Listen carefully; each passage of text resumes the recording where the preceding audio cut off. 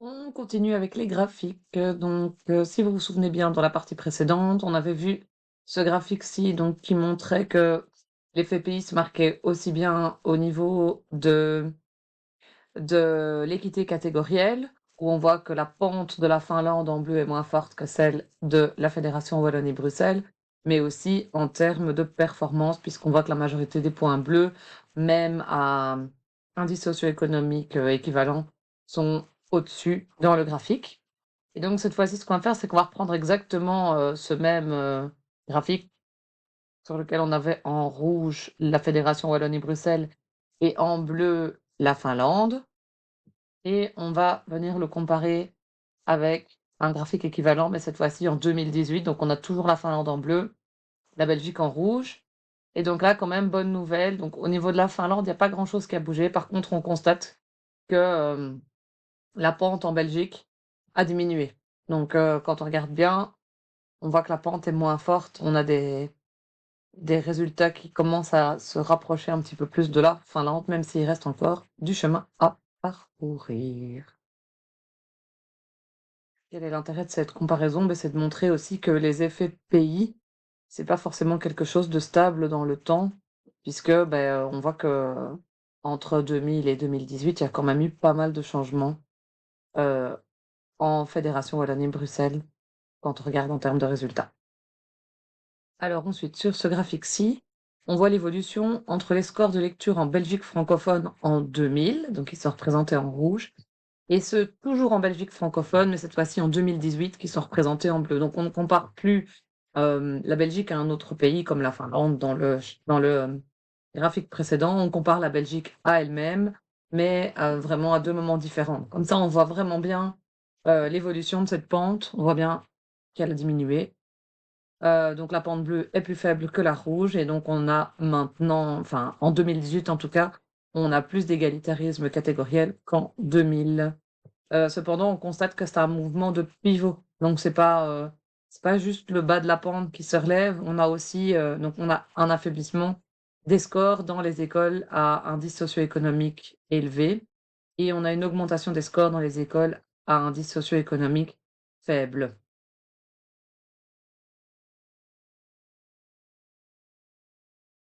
Alors, ces 2 graphiques-ci, ils n'apportent rien de fifou puisqu'en fait, simplement, ça montre exactement la même chose en sciences et en maths. Donc c'est juste pour montrer que cet effet de redressement de la pente ne s'est pas fait uniquement en compréhension, en lecture, mais aussi en maths et en sciences. Voilà, c'était tout ce qu'il y avait à dire là-dessus. Voilà, j'espère que vous commencez à comprendre un petit peu le système parce qu'on est parti pour encore 8 comparaisons de pays, chaque fois avec donc pour chaque, dizaine de graphiques, on a à chaque fois le score en maths, le score en lecture, le score en sciences. Heu, J'avoue que je ne sais pas trop, c'est quoi la différence entre la colonne de gauche et la colonne de droite? Je fais une petite pause, voir si je trouve quelque chose. Donc en fait, ils ont simplement fait une distinction. Dans la colonne de gauche, c'est l'indice socio-économique de la famille et dans la colonne de droite, c'est par rapport à la profession des parents. Donc c'est quand même censé être, quelque chose de plus ou moins similaire, je pense. Donc voilà, ici on compare la Belgique francophone en bleu à la Belgique néerlandophone en rouge. Et qu'est-ce qu'on peut dire en observant ces graphiques? Beh, déjà on voit que la pente a quand même encore, donc elle est assez forte, autant, en Belgique francophone qu'en communauté flamande. Heu et il y a pas de différentiel de pente, en fait, c'est à peu près la même pente, des 2 côtés.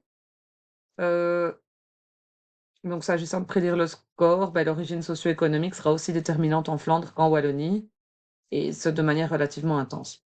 En Flandre, la droite, elle sera quand même significativement au-dessus de la droite de régression de la Wallonie, ce qui veut dire qu'ils ont de meilleurs résultats, de meilleures performances, et cette configuration est la même pour les 3 disciplines que sont les maths, la lecture et les sciences. On passe à la comparaison, donc toujours la Belgique francophone, mais cette fois-ci avec le Brésil qui est représenté en rouge. Donc on voit qu'au Brésil, l'indice socio-économique est beaucoup plus faible, ce qui est assez cohérent, c'est quand même un pays pauvre. Il y a quand même des riches aussi au Brésil et on va voir que, on a, donc si on regarde, au niveau des profils, socio-économiques qui sont comparables, on a des résultats un petit peu meilleurs quand même pour les profils socio-économiques élevés, en tout cas, en Belgique francophone. Au Brésil, la pente est plus faible qu'en Fédération Wallonie-Bruxelles. Donc on voit que malgré un indice socio-économique faible, ils ont quand même des résultats, bon, comparativement à la Belgique en tout cas, qui ne sont pas, trop mauvais, en tout cas pas dans tous les graphiques, on constate quand même que, à droite, c'est un petit peu moins bon qu'à gauche. Donc mais si on regarde juste par rapport à l'indice socio-économique de la famille, en tout cas, c'est pas mal. Alors, pas grand-chose à dire sur l'Allemagne. On a à peu près la même pente que chez nous, donc toujours ce même déterminisme bourdieusien. Heu sinon, on constate qu'ils sont légèrement plus performants que nous. Donc pour rappel, ici, on a toujours la Belgique francophone en bleu et l'Allemagne en rouge. En comparant la Belgique à la France, on n'observe rien de très extraordinaire non plus, puisqu'on a aussi, 2 graphiques, assez similaires. On voit qu'en France, c'est, tout aussi inéquitable que chez nous en termes d'origine socio-économique. Ce qui est quand même intéressant de noter, c'est que historiquement, leur système éducatif n'est pas du tout le même que celui qu'on a en Fédération Wallonie-Bruxelles. Eux, ils ont un système scolaire qui est beaucoup plus planifié que le système belge. On en reparle, plus tard dans une prochaine vidéo, mais donc voilà. Donc voilà, tout ça pour dire qu'en France, malgré ce système qui est fort différent du nôtre, on voit que l'origine socio-économique prédit tout autant le résultat qu'en Fédération Wallonie-Bruxelles. Ensuite, ici, on compare, la Belgique francophone à Hong Kong, donc Hong Kong en rouge. Heu, on peut en dire que donc ici, il y a vraiment des vraies différences en termes d'équité, puisque leur pente est moins forte que la nôtre, mais aussi en termes de niveau de résultat. Le score des élèves, de Hong Kong est très significativement au-dessus de ce que nous, on a en Fédération Wallonie-Bruxelles et donc on parle ici vraiment d'effet pays, efficacité. Ce phénomène peut s'expliquer par le système scolaire là-bas et c'est probablement également et peut-être même surtout lié aux étudiants eux-mêmes, à une espèce de rage d'apprendre qu'on ne retrouve absolument pas en Fédération Wallonie-Bruxelles. Sur ces graphiques-ci, on compare la Belgique francophone avec la Suède. Donc on voit qu'en Suède, la pente est plus faible, donc il y a une corrélation moins forte entre l'indice socio-économique et les résultats, mais les scores sont moins élevés qu'en Fédération Wallonie-Bruxelles. Si on nous compare maintenant avec les USA, donc contrairement à ce à quoi on pourrait peut-être s'attendre sur base de certains préjugés qu'on a, le système là-bas, il est plus équitable que celui qu'on a chez nous.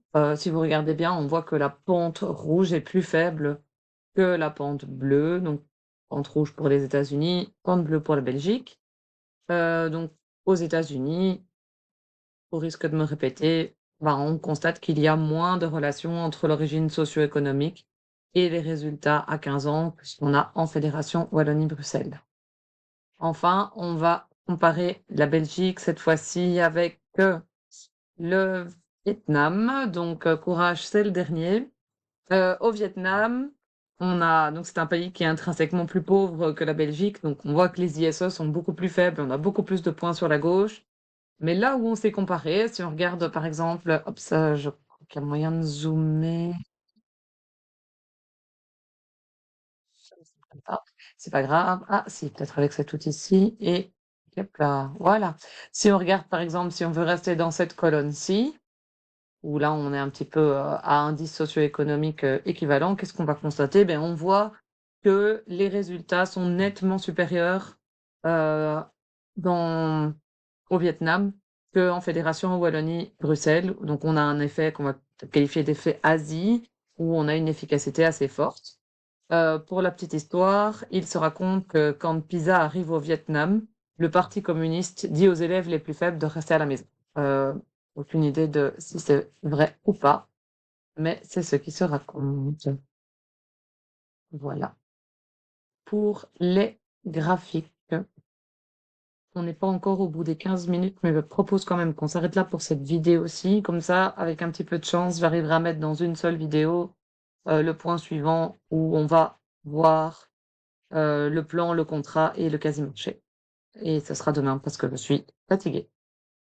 Si vous me regardez encore à cette heure-ci, beh, bonne nuit à tous et puis, beh, si vous enchaînez avec ma vidéo suivante que je tournerai je ne sais pas quand, bonne continuation.